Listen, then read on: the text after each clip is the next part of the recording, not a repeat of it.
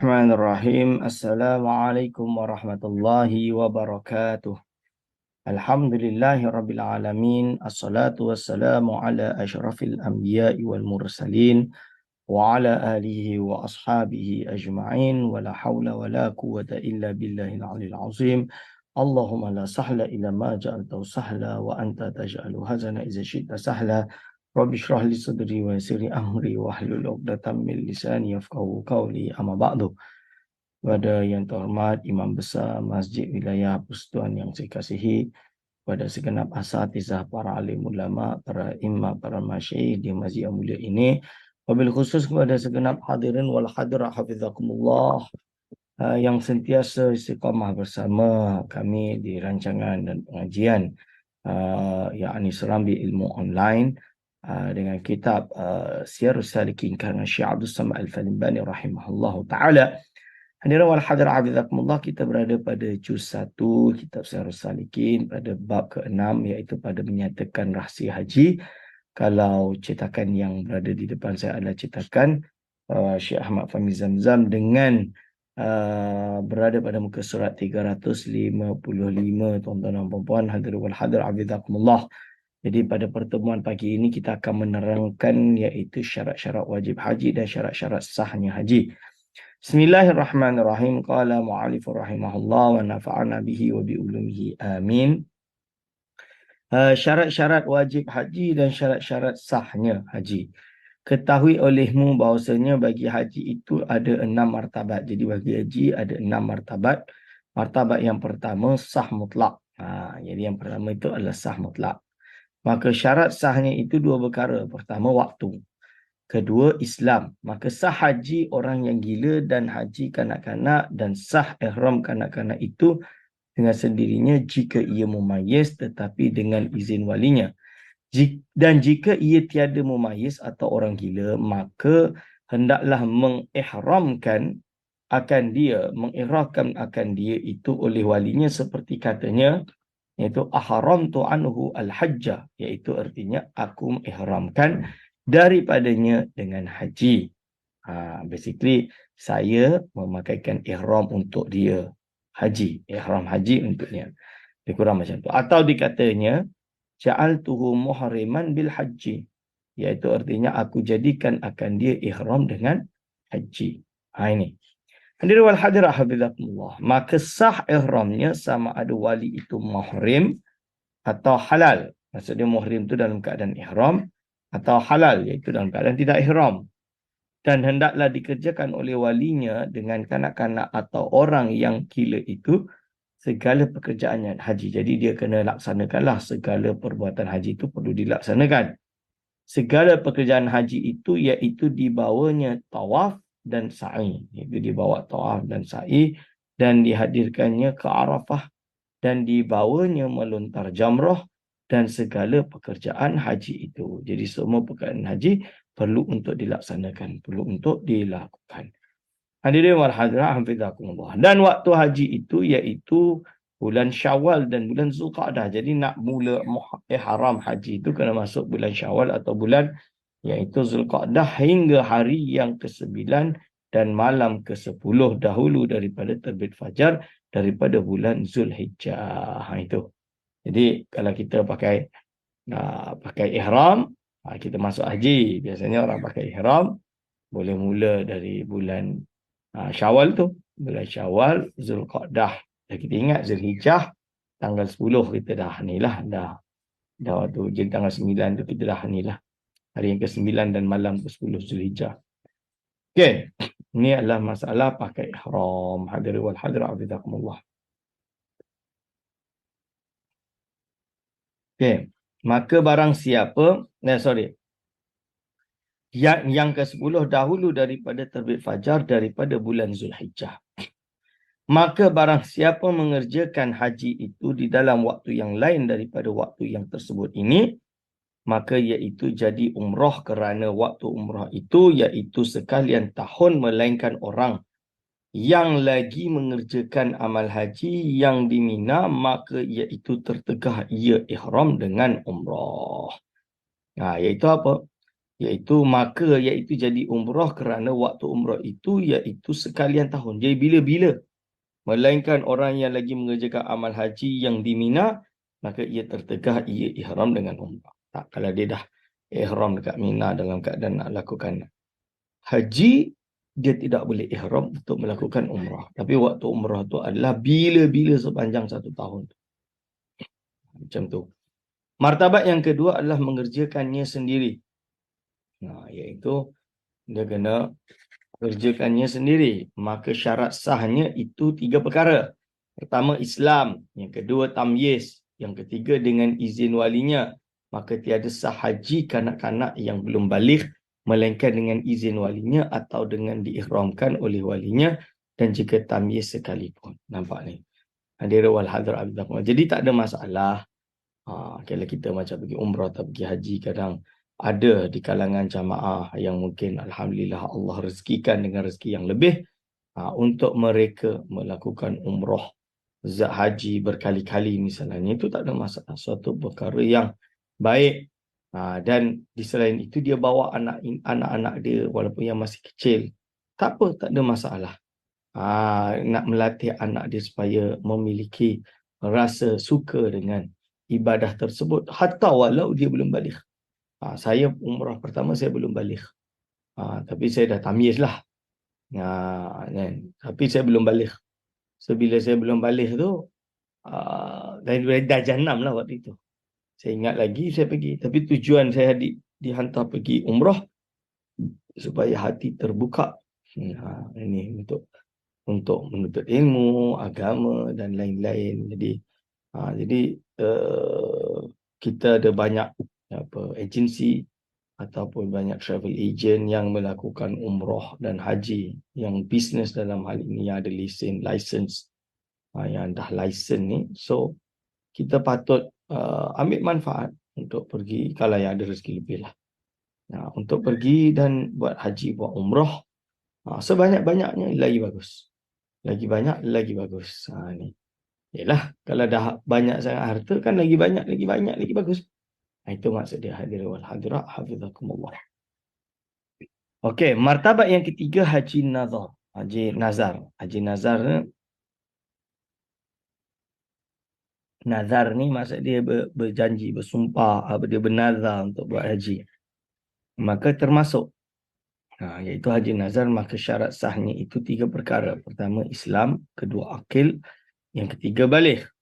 Martabat yang keempat, haji Islam. Maka syarat sahnya itu 5 perkara. Pertama, Islam. Kedua, merdeka. Ketiga, akil. Keempat, baligh. Kelima, waktu. Martabat yang kelima, haji sunat. Maka syarat jadi haji sunat daripada orang yang merdeka, yang akil, baligh, itu bahawa telah mengerjakan ia akan haji fardu Islam kerana haji Islam terdahulu daripada lainnya. Dan kemudian daripada haji Islam itu adalah haji qada bagi seorang hamba yang memfasadkan atau merosakkan hajinya pada ketika ia hamba orang dahulu. Dan kemudian haji nazar, kemudian menghajikan akan orang. Kemudian maka haji sunat, dan tertib yang tersebut itu lazim, bukan sunat. Oleh kerana inilah tiada jadi haji itu melainkan haji yang terlebih, yang terdahulu tertibnya. Itu. Dan jikalau diniatkan haji yang kemudian, maka jadi haji kepada haji yang dahulu itu, misalnya itu bahawa ia belum mengerjakan haji Islam, maka ia berniat akan haji qada, maka tiada jadi hajinya itu melainkan haji Islam. Jadi kalau orang yang belum pernah haji, dia tak bolehlah qada haji. Membuat qada haji, badal maksud dia. Jadi contoh dia, saya tak pernah pergi haji. Tiba-tiba ada orang nak sponsor, nak bayar, nak tolong kita hajikan untuk fulan bin fulan. Itu tak dikira. Tak dikira. Sebab apa? Sebab dia belum pernah pergi haji. Kalau dia dah pernah pergi haji, dia buat tu baru boleh. Sebab tu kadang yang kita masalah ni, itu kita yang ada dekat Malaysia banyak bayar haji badal, kadang 3,000, 4,000, 6,000 dah dapat haji badal, dapat sertifikat. Tapi orang yang buat haji tu kita tak tahu betul ke dia buat untuk kita, kita bayar je dapat sertifikat. Yang mungkin ini masalah takut dia bohong lah. Sebab kadang-kadang ada beberapa kes. Dia orang katanya ada beberapa kes satu orang dia niatkan haji badal untuk 3 orang, 4 orang. Seorang bayar 5,000, 5,000 kali 4 dah 20,000 masuk poket. Tak boleh. 3 tu tak sah, hanya jadi satu je. Ni. Itu kena hati-hati. Sebab tu kena pastikan orang, kena pastikan tu betul. Sabit. Hadiri wal hadir afizakumullah.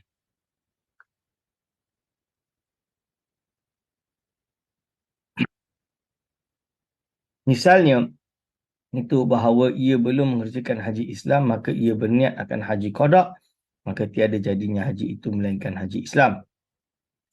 Demikianlah kiaskan olehmu yang kemudiannya itu. Dan setengah daripada haji yang sunat itu, iaitu haji kanak-kanak, dan haji orang gila, dan haji orang hamba. Haji hamba orang. Martabat yang keenam, wajib haji. Martabat yang keenam adalah wajib haji. Maka syaratnya itu 5 perkara. Pertama, Islam. Kedua, baligh. Kedua, aqil. Ketiga, baligh. Keempat, merdeka. Kelima, istita'ah, yakni kuasa mengerjakan haji itu, iaitu terbahagi atas 2 bahagi. Bahagi yang pertama, istita'ah binafsihi, yakni kuasa dengan sendirinya, dan baginya itu ada 4 syarat. Syarat pertama, diperoleh bekal dan diperoleh tempatnya dan diperoleh belanja perginya dan datangnya. Itu syarat yang pertama, diperoleh bekal dan diperoleh tempatnya dan diperoleh belanja perginya dan datangnya. Tahap wa iyaban. Ini diperoleh bekal dan diperoleh tempatnya. Syarat kedua, diperoleh kenderaan bagi orang yang jaraknya antara Mekah 2 marhalah atau lebih. Dan disyaratkan keadaan bekal dan belanja dan kenderaan itu lebih daripada membayar akan hutangnya dan lebih daripada belanja orang yang wajib atasnya nafkahnya pada masa perginya dan datangnya. Dan disyaratkan pula lebih daripada tempat kediamannya dan lebih daripada hamba yang berkehendak ia kepadanya kerana berkhidmat akan dia, kerana ia tua atau kerana ia mempunyai martabat. Iaitu apa? Ini. Dia ada cara untuk mendapatkan iaitu transportation untuk pergi melakukan haji tadi. Syarat ketiga, aman jalan daripada sesuatu yang ditakuti atas dirinya dan atas hartanya, sama ada jalan itu daratan atau lautan. Jika ghalib sejahteranya. Jadi dia kena selamat. Dan diisyaratkan pula di dalam jalan itu diperoleh air dan bekal pada tempat yang beradat menanggung akan dia. Macam dia boleh jalan, tapi jalan tu tambah teruk, tak ada air, tak ada apa, tak boleh lah. Tak wajib lah. Beradat menanggung akan dia. Dan lagi dengan harga yang sepatutnya pada masa itu dan tempat itu. Dan diisyaratkan pula pada perempuan bahawa keluar ia dengan suaminya, jadi dia kena safar dengan mahram atau dengan mahramnya atau sertanya itu 3 orang perempuan yang kepercayaan. Dan syarat wajib ini hanya pada haji perempuan. Ini berlaku hanya pada haji perempuan. Adapun harus, maka iaitu harus keluar perempuan kerana haji fardu Islam dengan satu perempuan yang dipercayai. Jadi dia pergi dengan satu lagi perempuan dipercayai, dan demikian lagi harus ia keluar dengan sendirinya jika ia aman akan dirinya daripada kejahatan kerana mengerjakan haji fardu Islam. Kerana haji fardu dia boleh safar sendiri dengan syarat dia aman dan dia yakin dia aman dan tak ada masalah, dan ia adalah fardu yang haji yang fardu, maaf. Maka dalam hal kes ini bolehlah. Ada keluar perempuan kerana bukan mengerjakan fardu seperti ia keluar kerana ziarah atau kerana haji yang sunat atau kerana berniaga, maka iaitu haram jika tiada sertanya suaminya atau mahramnya, dan jikalau sertanya banyak perempuan sekalipun. Ini. Syarat keempat, bahawa kuasa ia atas kenderaan. Jadi kuasa ia atas kenderaan dengan tiada masyakoh. Yang sangat sama ada di atas kenderaan syubriyah. Itu kenderaan syubriyah.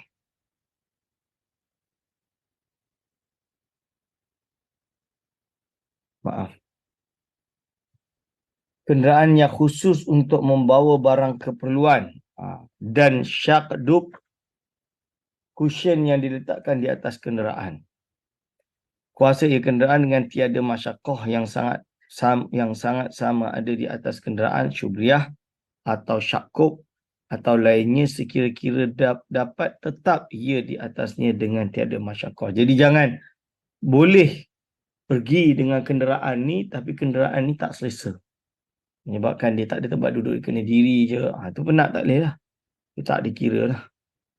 Bahagi yang kedua, iaitu istita'ah bi ghairihi, yakni kuasa dengan orang yang lain, iaitu dua perkara. Pertama, orang yang makzub, ini orang yang tiada kuasa mengerjakan haji dengan sendirinya sebab ia sangat tua, makzub.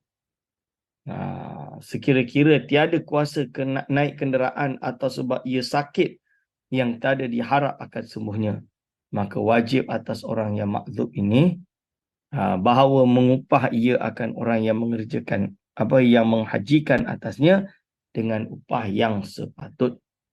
Dia kena bayar lah. Dia kena cari orang kalau boleh untuk gadalkan kalau dia memang mampu dan juga dia ada boleh untuk buat tersebut dan dia boleh suruh. Dan diisyaratkan wajibnya itu bahawa diperoleh akan upah itu lebih daripada hutang dan lebih dari tempat kediamannya dan daripada khadam yang mengkhidmatkan jika dia mengkhidmatkan dia jika berkehendak kepadanya. Dan demikian lagi disyaratkan lebih daripada pakaian dan daripada belanjanya dan daripada orang yang lazim atasnya nafkah, tetapi disyaratkan yang demikian itu lebih dari belanjanya pada hari mengupahkan itu jua, dan tiada diisyaratkan lebih daripada belanja pulangnya dan perginya.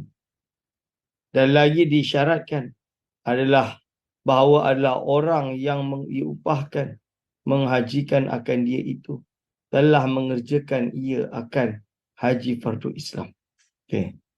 Dan jikalau reda anaknya akan mengerjakan hajinya atau reda orang yang lain akan mengerjakan hajinya itu, maka wajib menerima ia akan yang demikian itu dan wajib memberi izin akan orang yang menghajikan akan dia, dan jika memberi anaknya itu akan dia harta untuk jadi upah bagi orang menghajikan akan dia itu, maka tiada wajib menerima ia akan dia. Hadir wal hadir azakumullah.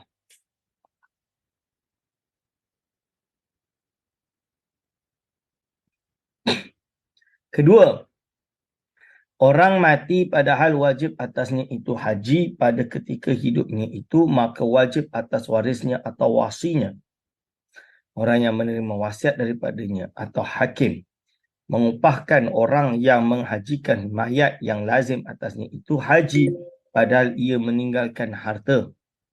Padahal ia meninggalkan harta.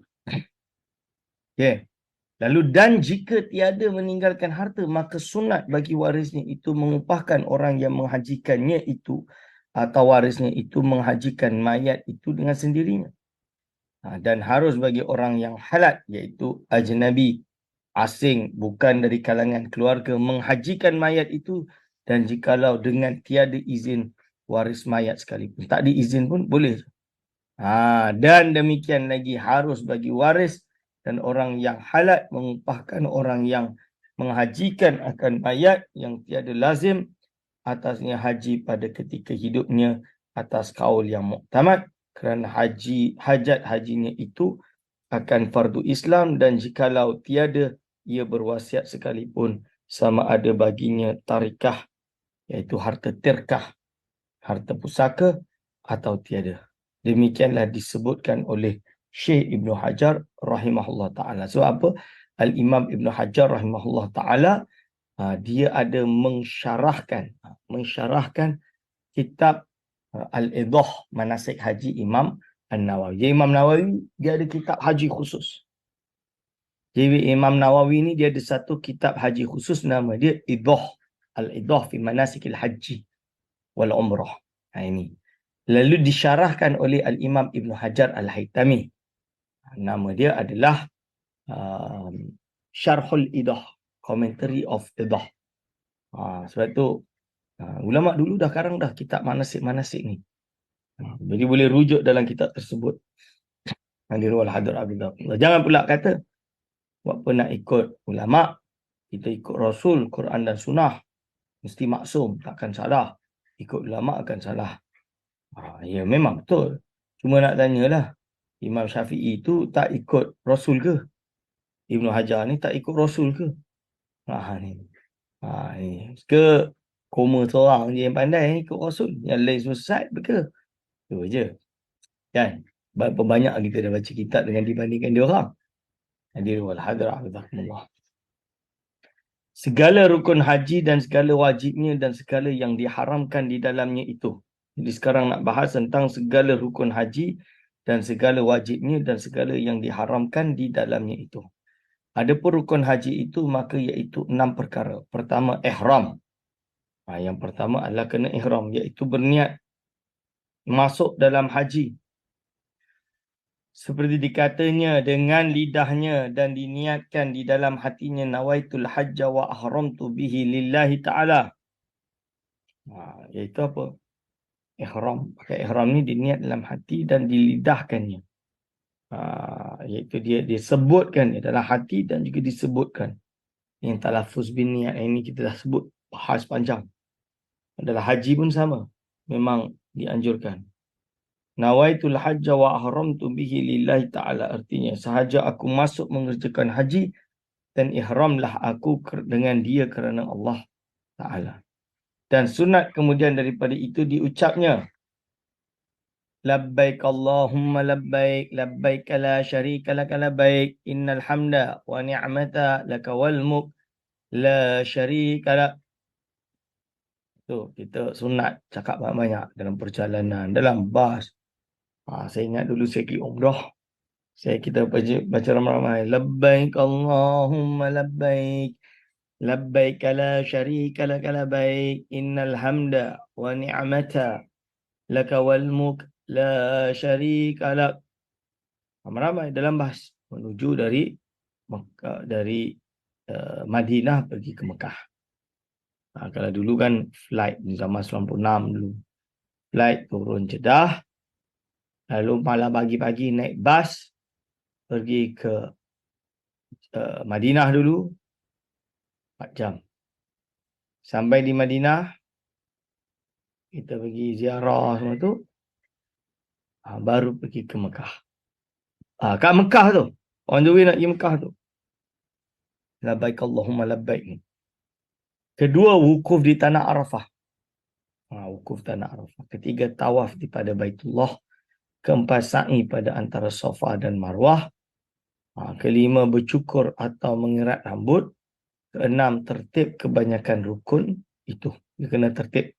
Rukun-rukun itu sebaiknya tertib.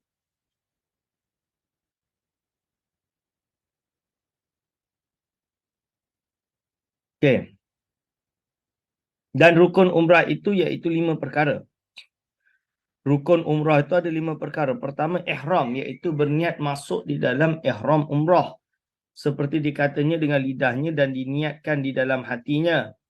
Nawaitul umrata wa ahramtu biha lillahi ta'ala. Artinya, sahaja aku mengerjakan umrah dan ihramlah aku dengan dia kerana Allah Ta'ala. Ini, nawaitul umrata wa ahramtu biha lillahi ta'ala. Kedua, tawaf pada Baitullah. Tawaf pada Baitullah. Ketiga, sa'i pada antara Safa dan Marwah.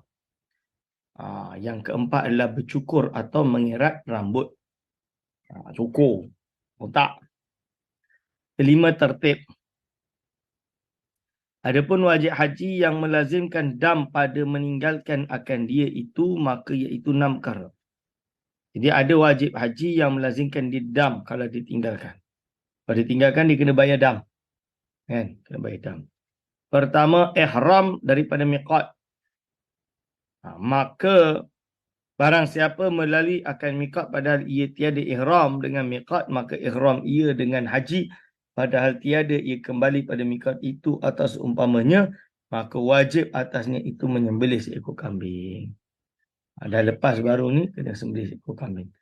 Maka jika tiada kuasa ia menyembelih kambing, maka hendaklah ia berpuasa. Ia puasa 10 hari, iaitu 3 hari di dalam haji dan 7 hari ketika ia pulang ke negerinya. Ini namanya bayar dam. Kedua, melontar jamrah. Yang 3. Kalau ditinggalkan, dia kena bayar dam. Maka pada wajib dam pada meninggalkan akan dia itu khilaf. Dan damnya itu iaitu seperti dam meninggalkan mikot itu. Yang ketiga, bermalam di Muzdalifah. Yang keempat, bermalam di Mina. Yang kelima, tawaf wada'. Tawaf wada'. Dan wajib dam pada meninggalkan salah satu daripada 3 perkara ini atas qaul yang muktamad. Dia atas qaul yang muktamad. Pada Imam Ghazali rahimahullah ta'ala. Dan setengah fuqaha. Dan pada qaul yang dhaif, maka iaitu sunat memberi dam pada meninggalkan akan dia. Keenam, berhenti di Arafah hingga masuk matahari atas yang muktamad pada Imam Ghazali. Berhenti di Arafah. Dan meninggalkan akan dia itu wajib memberi dam. Dan yang muktamad pada setengah fuqaha bahawa berhenti di Arafah itu hingga masuk matahari itu sunat, bukannya wajib. Maka atas kaul ini sunat pada meninggalkan akan dia itu memberi dam dan semuanya itu seperti dam pada meninggalkan mikot itu jua. Iaitu seperti dam tamattu' dan dam qiran dan dinamakan dam ini dam tartib wa takdir. Seperti yang lagi akan datang insya-Allah taala. Diri wal hadra hafizakumullah. Adapun jalan kaifiat mengerjakan haji dan umrah itu, maka iaitu 3 perkara. Jadi jalan kaifiat mengerjakan haji dan umrah itu, maka iaitu 3 perkara. Pertama, ifrad, iaitu yang terlebih afdal, dan iaitu bahawa mendahulukan ia akan mengerjakan haji. Maka apabila selesai daripada mengerjakan haji itu, maka keluar ia ke tanah halal kerana ihram dengan umrah, dan yang terlebih afdal tanah halal kerana mengerjakan umrah itu iaitu Ji'ranah. Kemudian maka Tan'im. Ini hari ifrad lah. Kalau ifrad datang dah nak dekat ni tak apa. Malah ifrad di awal penat lah. Dari Syawal dah ifrad. Ui, berapa lama pakai ihram tu. Kemudian Hudaibiyah. Dan tiada wajib dam atas orang yang mengerjakan haji ifrad itu, tetapi sunat juga. Kedua, kiran, iaitu bahawa dihimpunkan haji dan umrah itu dengan sekali pekerjaan jua, seperti dikatanya dengan lidahnya dan diniatkan dengan hatinya, nawaitul hajja wal umrata wa ahramtu bihima lillahi ta'ala. Artinya sahaja aku masuk mengerjakan haji dan umrah dan ihram aku dengan keduanya itu kerana Allah Ta'ala. Dan memadalah itu dengan amal haji jua. Kerana masuk amal umrah itu di dalam haji, amal haji seperti masuk air sembahyang. Itu dalam mandi janabah. Tetapi jika ia tawaf dan sa'i dahulu daripada waktu wukuf di Arafah, maka sa'inya itu jadi amal bagi keduanya.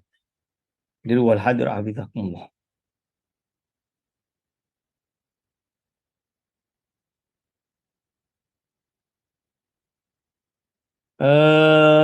Jadi amal bagi keduanya itu. Adapun tawaf itu, maka tiada jadi akan amal haji kerana syarat tawaf yang fardu pada haji itu ialah bahawa jatuh ia kemudian daripada wukuf di Arafah. Maka tak kala ia selesai daripada wukuf, maka hendaklah ia mengulangi tawafnya itu supaya jadi tawaf fardu. Dia ulang tawaf dia itu menjadi tawaf yang fardu. Adapun sa'i itu tiada diulangi. Sa'i itu tiada diulangi. Dan wajib atas orang yang qiran itu dam, seperti dam meninggalkan miqat dahulu. Tapi jika ia orang yang duduk bermastautin di Mekah, maka ia itu tiada wajib atasnya dam. Itu kerana ia tiada meninggalkan miqat. Kerana miqat orang yang di dalam Mekah itu, iaitu di dalam negeri Mekah jua. Hadirin wal hadirat. Ketiga, tamattu'. Iaitu bahawa ihram ia dengan umrah daripada miqat yang dilaluinya, itu maka tawaf ia dan sa'i dan bercukur, maka jadilah ia halal hingga waktu orang hendak pergi haji, maka ihram ia dengan haji. Ini haji tamattu'. Hadirin wal hadirat. Dan syarat atas orang yang haji tamattu' itu dam dengan 4 syarat. Di syarat orang yang haji tamattu' itu ada dam dengan 4 syarat. Pertama, bahawa bukan ia daripada orang yang hadir di dalam Masjidil Haram. Jadi dia bukan ia daripada orang yang hadir di dalam Masjidil Haram. Maksud orang yang hadir dalam Masjidil Haram itu iaitu orang yang adalah kediamannya itu di dalam tempat yang kurang daripada 2 marhalah dari tanah haram. Yang ini segala orang yang bermastautin di dalam tempat ini, sama ada di dalam Mekah atau di luar Mekah, sama ada di dalam tanah haram atau di luar tanah haram, iaitu dinamakan orang itu hadir di dalam Masjidil Haram. Ini. Adapun orang yang di luar tempat ini, maka iaitu bukan orang yang hadir dalam Masjidil Haram, maka ia mengerjakan haji tamattu', maka wajib di atasnya dam. Hadir wal hadra. Kedua, bahawa jatuh umrahnya itu di dalam bulan haji. Umrahnya itu iaitu jatuh pada bulan haji. Ya, bulan haji yang disebutlah Syawal tadi, Zulqa'dah, Zulhijjah awal. Ketiga, bahawa tiada ia kembali kepada miqat haji yang dilaluinya dahulu itu, atau miqat yang sama jauhnya dengan miqat yang dilaluinya itu. Ini. Keempat, bahawa adalah hajinya dan umrahnya itu daripada orang yang satu. Maka apabila diperolehi pada orang yang haji tamattu' itu akan segala syarat ini, maka lazim akan dia itu memberi dam, iaitu 1 kambing biri-biri yang memadai akan korban, iaitu yang umurnya setahun masuk kepada 2 tahun, atau kambing betul umurnya 2 tahun masuk kepada 3 tahun. Maka jika tiada kuasa ia menyembelih dam, maka dam itu, maka puasa ia 10 hari, yang 3 hari dipuasakan di dalam haji dahulu daripada hari nahar, iaitu dahulu daripada hari raya haji, sama ada berturut-turut atau bercerai-cerai. Dari wal hadra abdakumullah. Maka kaifiat puasanya itu bahawa hendaklah ia lebih dahulu ihram dengan haji, kemudian iaitu diniatkan puasa tiap-tiap malam daripada yang 3 hari itu. Dan sunat dipuasakan yang 3 hari itu dahulu daripada hari Arafah. Kerana sunat pada hari Arafah itu berbuka. Jadi sunat pada hari Arafah itu berbuka. Dan hendaklah dipuasakannya. Jadi kalau orang yang di luar Mekah, sunat puasalah hari Arafah.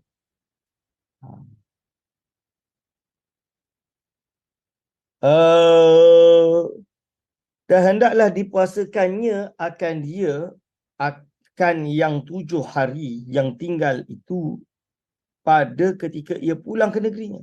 Simpan untuk pulang negerinya.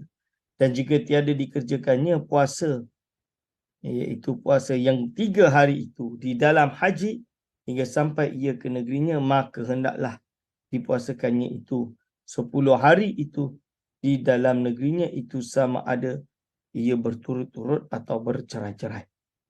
Demikianlah kata Al-Imam Al-Ghazali rahimahullahu ta'ala, bersalahan di dalam matan minhaj. Yang ini yukhalif, berbeza pendapat dengan matan minhaj dan lainnya.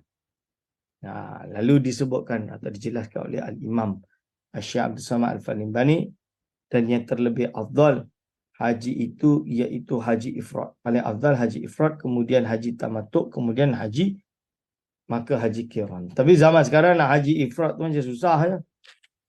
Nah, haji ifrat itu kan agak berat dan agak susah melihat situasi dan kondisi yang ada pada hari ini. Hadirin wal hadirat hafizakumullah. InsyaAllah kita masuk pada minggu hadapan menerangkan tentang itu perkara-perkara yang diharamkan ketika atau berada dalam haji dan umrah. Itu ada 6 perkara. InsyaAllah saya ittifakkan pengajian saya sampai sekadar ini. Segala salah silap saya mohon maaf sebesar-besarnya. Aku qauli hadza astaghfirullah li wa lakum. Wassalamualaikum warahmatullahi wabarakatuh.